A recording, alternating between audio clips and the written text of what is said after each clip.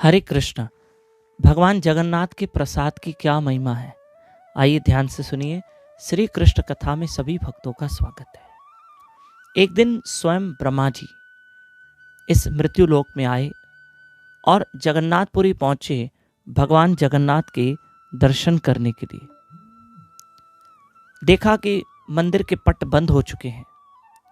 अब ब्रह्मा जी ने सोचा कि चलो भगवान के दर्शन तो नहीं हुए, लेकिन भगवान का भोग लगा प्रसाद मिल जाए, क्योंकि आपको तो पता है वहाँ टनों में भगवान को भोग लगता है।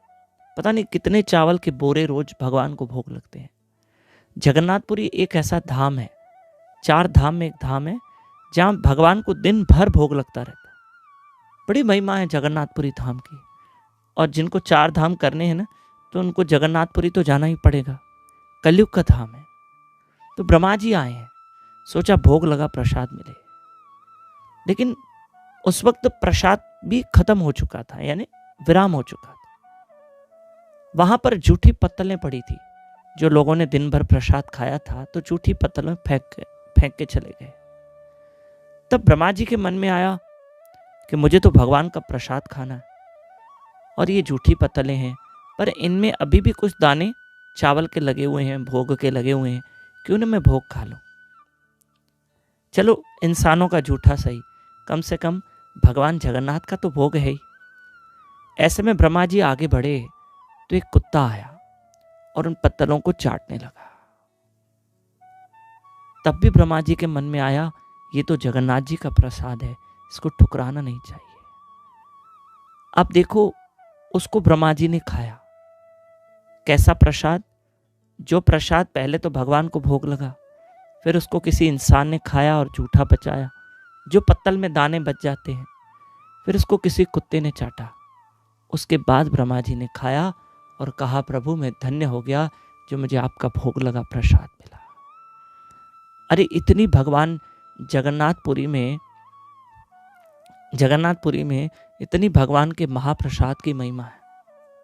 लेकिन एक बात, कहते हैं कि जगन्नाथपुरी में एकादशी नहीं करते हैं। क्यों? क्योंकि एकादशी अगर आप व्रत करोगे तो जगन्नाथपुरी में प्रसाद कौन खाएगा? वो बच जाएगा, जो रोज भगवान को भोग लगता है ना, वो तो बच जाएगा। पर जो वैष्णव है, जगन्नाथपुरी में अगर कोई एकादशी न करे तो चल जाएगा, पर वैष्णव आज भी जगन्नाथपुरी में एकादशी का व्रत करते हैं। एक दिन चैतन्य महाप्रभु को किसी भक्त ने एकादशी के दिन जगन्नाथ जी का भोग लाके दिया था। महाप्रभु ने वो भोग रख दिया, क्योंकि उस दिन एकादशी थी, और दूसरे दिन ग्रहण किया। प्रसाद का निरादर नहीं करना है, भगवान जगन्नाथ का प्रसाद है, पर एकादशी आप करिए। जगन्नाथपुरी में भी है तो करिए।